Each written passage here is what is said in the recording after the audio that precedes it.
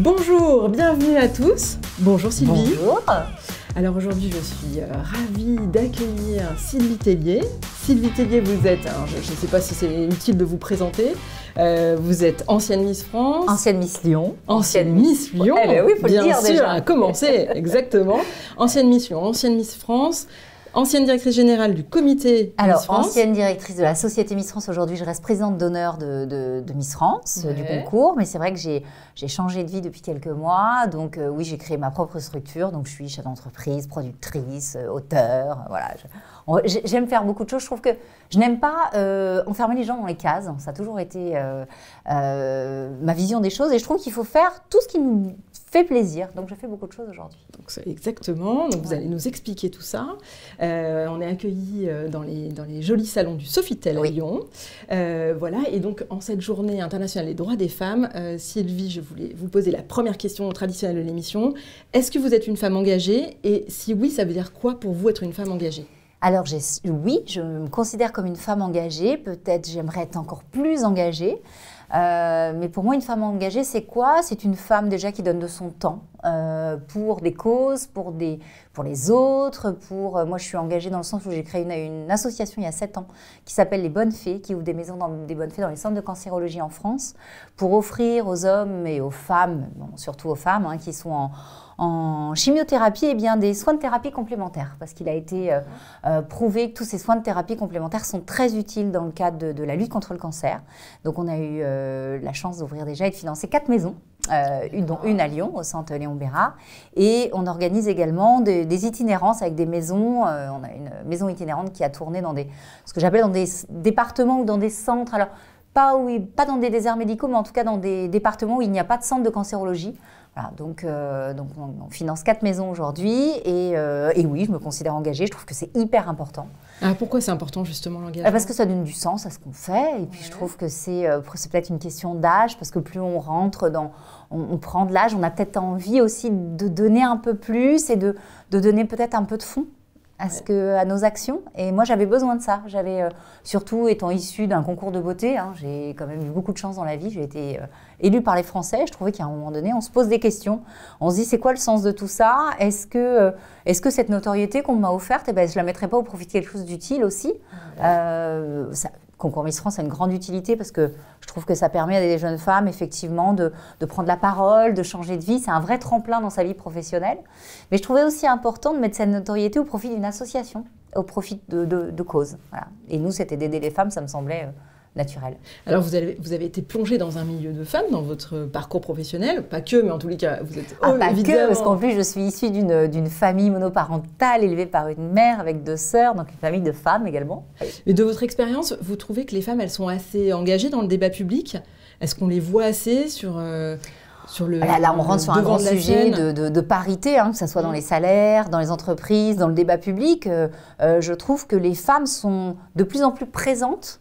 Je pense que les femmes, effectivement, sont plus engagées que les hommes.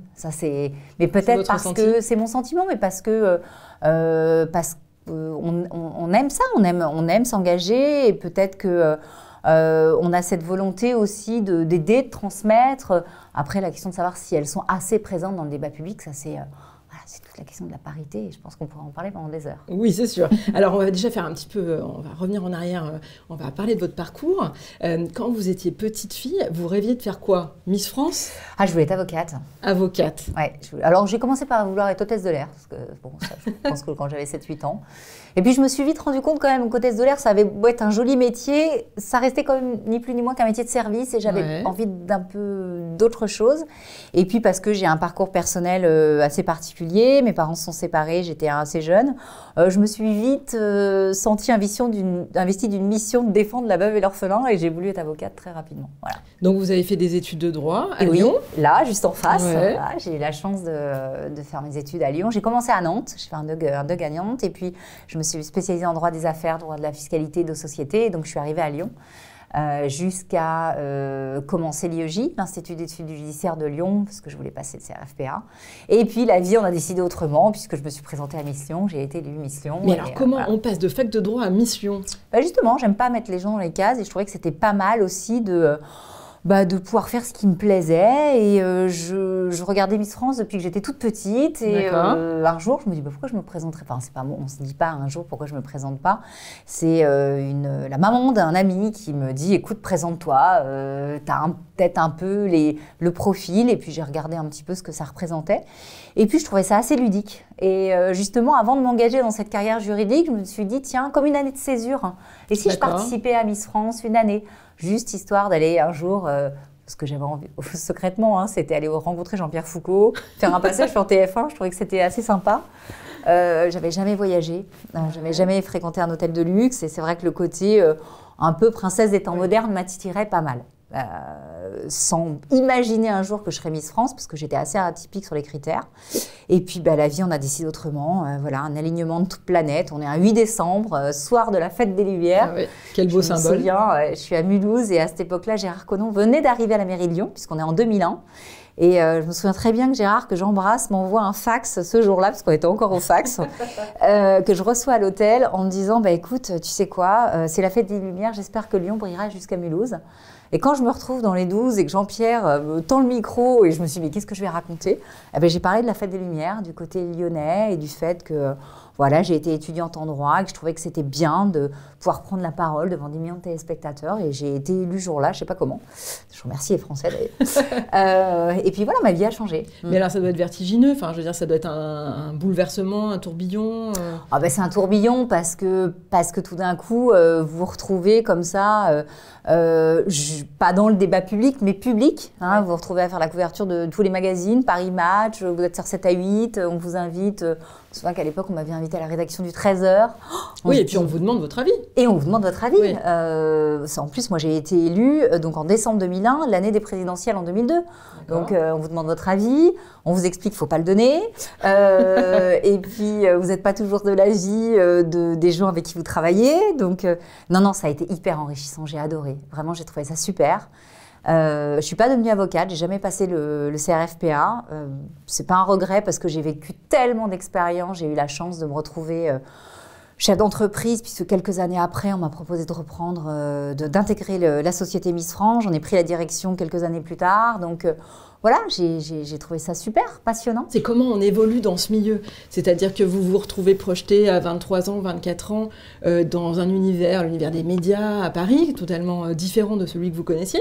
Est-ce que c'est pas trop difficile de se faire sa place? C'est très difficile de se faire sa place. Moi, je me retrouve parachutée à 29 ans, directrice générale d'une société dans laquelle j'ai été élue moi-même pratiquement 10 ans auparavant. Donc, et avec une figure tutélaire. En étant une femme, blonde, 1m72, parce qu'il y a ça aussi. Ouais, bien sûr. Et comment on s'en sort? Eh bien, on essaye d'expliquer qu'avant tout, on a des idées. On aime s'entourer, on construit une équipe, on manage chez les gens, on fait des erreurs, on apprend et puis on se met dans un rôle de leader en fait. Moi j'avais envie d'avancer, j'avais des idées, j'avais envie de les défendre et puis voilà, et puis comme tout le monde, comme pour toute femme dans les entreprises, on rentre chez soi, on pleure un peu de temps en temps parce que c'est pas facile, mais surtout on le montre pas. Ouais. Et puis on essaye d'avancer. Voilà. Vous avez eu le sentiment que c'était plus difficile d'avancer en étant une femme ou pas spécialement? Vous auriez été un homme entre guillemets, même si ça c'est plus difficile en étant une femme parce que surtout, dans ces métiers de production, d'audiovisuel, je trouve que déjà il y a peu de femmes. Les femmes qui s'y trouvent sont des femmes qui souvent sont cataloguées comme des femmes de caractère, mais avec un côté négatif en fait. On est toujours des femmes de poigne, on est toujours des femmes caractère difficiles en négoce, en affaires, alors qu'on n'est pas plus on n'est pas plus dur qu'un homme. On est juste comme, en fait, on a besoin de s'affirmer et on dit non. Et en fait, une femme qui dit non, automatiquement, est une femme qui va être désagréable. Alors qu'un homme qui dit non est un homme de conviction, de pouvoir. Et c'est ça qui est compliqué. Et moi, je vois, j'ai travaillé avec beaucoup de présidents de femmes qui avaient souvent mauvaise presse dans le milieu de la production. Moi, je les admire, ces femmes. En fait, j'admire ces femmes de poigne parce que c'est pas évident d'être... Moi, j'étais pas PDG des sociétés de production, mais j'ai côtoyé beaucoup de femmes PDG de sociétés de production. Je peux vous dire qu'elles n'ont pas bonne presse. Pourquoi ? Pourquoi, en fait, je pose la question, pourquoi ces femmes-là? Parce il faut qu'elles managent des gens, elles ont des budgets à négocier, elles ont des marques à défendre. Et voilà, on peut être des femmes de caractère, on peut être des femmes de conviction sans être des femmes de conflit, en fait. Oui, bien sûr. On confond souvent femmes de conviction et femmes de conflit. Et je trouve pas ça normal. Voilà. Vous avez jamais douté, vous avez jamais eu le syndrome de l'imposteur dont on parle souvent? Évidemment, mais quelles sont les femmes Présentez-moi des femmes de 40 ans qui sont chefs d'entreprise et qui n'ont pas le syndrome de l'imposteur. On l'a toutes. Surtout, en plus, moi, issue d'un concours de beauté, imaginez. C'est qu'en plus, je les enchaîne. Hein. Voilà, je les cumule. C'est pas évident. Mais oui, on a le syndrome de l'imposteur. On fait comme tout le monde. Je vous dis, on rentre chez soi, on doute, on pleure. Et puis, moi, résilience, c'est mon deuxième prénom. J'ai cette faculté à tendre l'autre joue. Il n'y a pas grand-chose qui m'arrête et qui me décourage. Vraiment pas grand-chose. Et alors, vous avez fait plein de choses parce qu'au-delà de cette aventure Miss France, vous avez ouvert ensuite votre propre structure. Oui, j'ai une structure de conseil aujourd'hui. Je vais continuer à faire de la production. Je vais continuer à faire plein de choses que j'ai envie de faire, plein de choses. J'ai 40 ans, j'ai 3 enfants et j'ai envie de croquer le monde. Je vais encore déranger. Hein, je préviens, je vais encore déranger. Voilà. J'ai vu que vous aviez aussi écrit une collection d'ouvrages pour enfants. Ouais, j'ai une collection de livres pour les enfants sur la région de France. On m'invente souvent des jobs aussi. Hein, depuis que je suis partie, on m'invente des jobs. Donc ça, c'est drôle.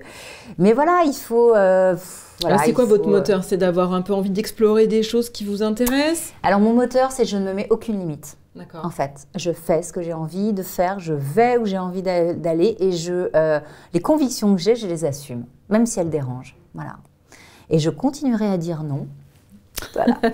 Et je continuerai à le défendre et je continuerai peut-être certainement à avoir cette réputation de femme de caractère, mais je crois qu'il faut l'assumer en fait. Oui, bien sûr. Voilà, et puis il faut vivre avec. Et moi, j'encourage souvent les femmes à dire allez, entreprenez. Oui, j'ai 3 enfants. Oui, on peut tout faire. Alors, on ne fait pas tout bien, mais tout s'organise. Voilà. Alors justement, est-ce que vous arrivez à tout concilier? Parce non, on que concilie 3 pas enfants, tout. On concilie pas tout. On a le syndrome de l'imposteur, on a le syndrome de tiens, je suis pas assez présente pour mes enfants, de j'ai raté tel rendez-vous d'école, j'aurai toujours des enfants qui me diront mais maman t'es pas assez là. Mais je considère qu'on a besoin de travailler dans la vie déjà pour se sentir utile, on a besoin de s'engager dans la vie pour se sentir utile, et ça automatiquement les journées ne font que 24 heures, mais tout s'explique à nos enfants. Et moi je dis alors. On entend souvent, c'est pas la qualité, la quantité qui compte, c'est la qualité. C'est pas tout à fait vrai parce que nos enfants, selon leur âge, ont besoin de quantité aussi. Mais il faut s'organiser pour peut-être avoir des jobs qui vont évoluer en fonction de l'âge de nos enfants.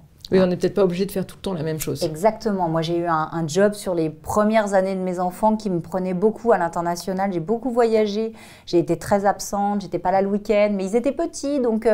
Il y a les grands-parents, on est là, on leur fait les câlins, on a notre dose de pot à pot, nous, pour se ressourcer. Plus nos enfants évoluent, grandissent, ils ont besoin qu'on soit un petit peu plus là pour surveiller les fréquentations, les devoirs, les copains, qu'on échange avec eux. Ben là, je fais des choix où je vais moins travailler le week-end, où je suis à la maison sur des temps où il est important d'être à la maison, puis je peux me remettre à travailler un petit peu plus tard dans la soirée, parce que ça, ils ne le voient pas. C'est exactement ce que vous venez de dire. Je pense que nos carrières de femmes peuvent évoluer en fonction aussi de nos besoins, nous, de mères, et des besoins de nos enfants. Et alors, au-delà de toutes ces activités que vous conduisez déjà, vous avez trouvé encore du temps pour créer une association, Les Bonnes Fées? Est-ce que vous voulez nous en dire un petit mot? Une association, nous sommes 18 Miss France, pas de salariés, 18 Miss France engagées, bénévoles dans l'ouverture de ces maisons. Donc en fait, on collecte des fonds à l'année pour financer les socio-esthéticiennes. On ouvre des maisons dans les centres de cancérologie et on offre aux femmes des soins de thérapie complémentaires. Alors ça peut être des soins de cosmétiques, des soins des conseils pour lutter contre l'alopécie, voilà, plein de choses. Elles viennent, en fait, je ne sais pas si vous connaissez le principe d'une chimiothérapie, mais vous venez dans un hôpital de jour, vous venez rencontrer votre oncologue, et puis vous avez votre chimio, puis vous avez souvent un temps dans la journée. Vous avez des heures où vous attendez. Eh bien, quand vous savez quand a lieu votre chimio, vous pouvez prendre rendez-vous dans la maison des Bonnes Fées de votre centre d'oncologie et puis vous venez pendant 1 heure vous faire chouchouter dans la maison. Voilà. On finance ça l'année. Nous avons ouvert à Lyon, à Léon Bérard. Nous avons ouvert à Lille, qui est une maison qui est spécialisée dans le tatouage de l'aréole mammaire, parce qu'on s'est rendu compte qu'il y avait beaucoup d'attentes. Oui. Les femmes qui ont eu une chimio et qui ont eu une mastectomie, qui ont eu une reconstruction, en fait. Pardon, je vais essayer de vous choquer, mais moi j'ai découvert ça avec ma belle-maman, en fait, qui a eu un cancer, qui a eu une reconstruction. En fait, quand vous avez une reconstruction mammaire, on vous livre un sein, mais il n'y a plus de tétons. Il n'y a plus d'aréole mammaire. Moi, j'étais choquée de me dire, mais comment ça se passe? Et je me suis rendu compte que dans certaines villes, comme dans le Nord-Pas-de-Calais, à Lille, il y avait 2 ans d'attente pour qu'on vous tatoue une aréole. Donc avec les filles, on s'est dit, tiens, on va prendre contact avec le centre de cancérologie d'Oscar Lambré à Lille. Et en fait, on a ouvert notre première maison qui est dédiée au tatouage de l'aréole mammaire. Donc on finance une tatoueuse qui est une socio-esthéticienne qui est spécialisée dans le tatouage de l'aréole. Et donc elle tatoue des aréoles. On a fait baisser le temps d'attente à Lille. Alors, on aimerait le supprimer, mais au moins on a fait pas mal baisser. On a ouvert une maison à Montpellier et on en a ouvert une autre à Nancy, qui était notre première. On a financé une maison itinérante pour Octobre Rose et là on a un projet d'en ouvrir une autre. Voilà. Donc, mais alors c'est un engagement qui se rajoute encore à tous vos engagements. Ah oui, c'est un peu de la folie. Ça veut dire qu'au plus on s'engage, au plus on trouve du temps pour s'engager? Je pense que les femmes vont pas mal se reconnaître dans ce que je vais dire. Moi, je considère ma vie que c'est comme une brouette. En fait, j'ai une brouette et j'aime la remplir. Je sais pas, j'ai besoin de remplir ma brouette. Et elle est souvent pleine, elle déborde et parfois j'ai envie de la remplir encore. Et puis quand j'ai dit à mon mari, je vais créer une association, il me dit, mais t'es dingue. Quand? T'as pas le temps. Je dis, mais si, on trouve toujours du temps. Alors je passe un petit peu moins de temps à faire autre chose, j'ai peut-être un peu moins de temps pour moi. Mais moi, ça me rend heureuse, en fait, ça me nourrit, le fait de savoir cette association. Je veux dire que le temps où je vais parfois dans les maisons, je vais voir des femmes que j'échange avec elles. Bon, en plus, j'ai une histoire personnelle où on a tous autour de nous des gens qui ont le cancer. Aller échanger avec une femme qui est en chimio, qui vous explique le combat qu'elle a, je rentre chez moi, je peux vous dire que ça m'a rempli, ça m'a nourri, ça me donne une énergie. J'ai encore plus envie de me battre et d'avancer. Je sais pas, on parle de lionne, ça me donne de l'énergie en fait. J'ai envie de croquer le monde pour elle, pour moi, pour mes enfants. Et voilà, je trouve ça top. Donc oui, on trouve encore du temps parce qu'on dit souvent qu'il faut donner pour recevoir. Moi, en fait, ces femmes, elles me donnent tellement que c'est grâce à elles que je vais faire d'autres projets. Oui, ça vous porte. Ça me porte. Et puis, je trouve que même pour mes enfants, ils sont fiers de voir que leur maman, elle est là. Enfin, je trouve que c'est un exemple. On dit souvent que j'ai des enfants qui sont privilégiés. Ça montre qu'il faut s'engager. On a un vrai souci associatif en France. Il n'y a plus de bénévoles. Oui. Il n'y a plus de bénévoles. J'ai discuté avec une femme qui a de la Ligue contre le cancer qui me dit « Mais on nous appelle les bénévoles aux cheveux blancs parce que ce sont toutes des retraités. On parle aujourd'hui beaucoup de choses, de la réforme des retraites et tout, de la reconnaissance du statut bénévole. Parce que je ne dis pas qu'il faut être bénévole parce qu'il faut aller chercher quelque chose, mais il faut donner envie aux gens d'être bénévole. Être bénévole, ça vous nourrit au fait. Le boulot que vous faites est important dans la vie, mais le temps que vous donnez aux autres est important. Le fait de faire partie d'une association sportive ou caritative, c'est aussi d'échanger avec des gens. Ce n'est pas des collègues, mais c'est des amis. Et moi, les gens de l'association, c'est des copines, en fait. Et ça, c'est chouette. Et alors, quel conseil vous pourriez donner aux lionnes qui nous regardent et qui auraient envie peut-être de lancer des projets, de se lancer, de monter leur propre entreprise au regard de votre propre expérience? Vous avez poussé des portes, Alors moi, j'ai eu un coup de bol parce que j'ai été Miss France, mais avant d'être Miss France, j'étais déjà lionne. En fait, je ne m'impose aucune limite et j'ose. Moi, je suis issue d'un milieu modeste, un petit village. J'aurais pu terminer mariée avec le voisin du coin. J'ai toujours mis le pied dans la porte. Et quand la porte était fermée, je passais par la fenêtre. Et c'est ça le conseil que j'ai envie de vous donner. Si vous avez envie de faire quelque chose, faut oser. Et puis, il faut aller, faut embêter les gens. Je suis navrée, mais si vous avez des convictions, faut aller taper aux portes. Et puis, si on ne vous répond pas, faut aller chercher la réponse jusqu'à temps qu'on vous dise oui, non. Et si on vous dit non, vous passez à autre chose. Mais il ne faut pas rester dans l'attente. L'attente, c'est ce qu'il y a de pire dans l'entrepreneuriat. Et l'entrepreneuriat, je sais bien ce que c'est. C'est les montagnes russes. Lundi, vous êtes super motivé parce que vous avez répondu à un appel d'offres, vous avez fait une proposition et vous dites « ouais, super » et tout. Puis mardi, vous n'avez pas de nouvelles. Mercredi, vous n'en avez pas. Voilà, il faut passer à autre chose. C'est les montagnes russes de l'émotion. Mais faut s'engager. Ouais. Déjà, si vous vous engagez, vous allez chercher de la motivation dans une association, ça c'est hyper important. Vous allez vous nourrir des autres.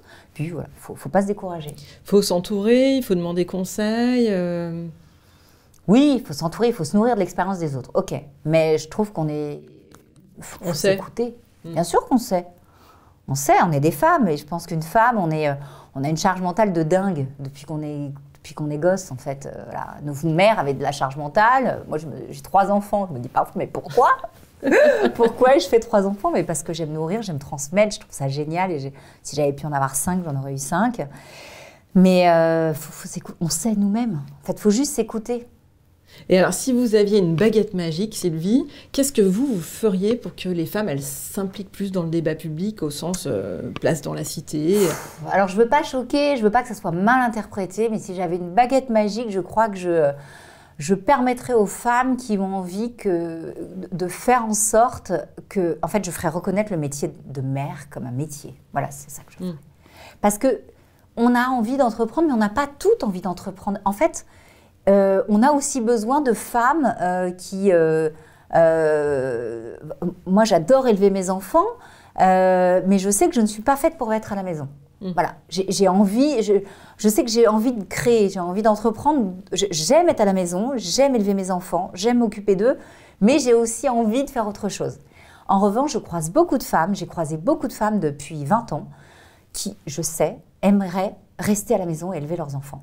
Et pourquoi est-ce qu'on les empêche de faire ça? Pourquoi est-ce qu'on ne fait pas, qu'on ne reconnaît pas que le métier de maman, c'est un métier? Il y a d'autres pays qui le font et pas la France. On est quand même le pays champion des aides sociales, pardon. Hein, et on n'est pas foutu de reconnaître, de payer nos mères qui ont envie de rester mères. Pourquoi? Oui, quitte à le faire sur quelques années, ou mais en tout cas, c'est des phases de sa vie. Si on parlait de phases, si vous avez dans une phase de votre vie, vous avez été salarié, puis vous avez envie de vous arrêter pour élever vos enfants, pour ensuite entreprendre, pourquoi est-ce qu'on ne vous donne pas la possibilité de le faire? C'est pas juste. Alors que je peux vous dire qu'être mère, moi je le sais, hein, j'en ai 3. Parfois, je me dis, mais...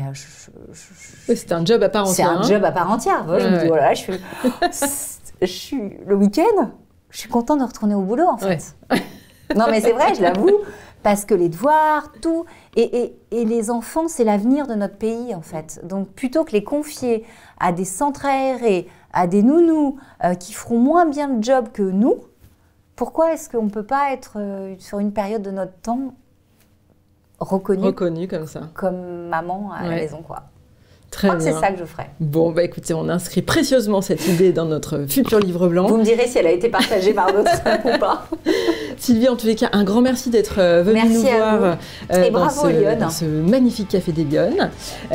Voilà, j'espère que ça vous aura plu. En tous les cas, je vous donne rendez-vous la semaine prochaine pour un prochain Café des Lyonnes. Bonne semaine à tous.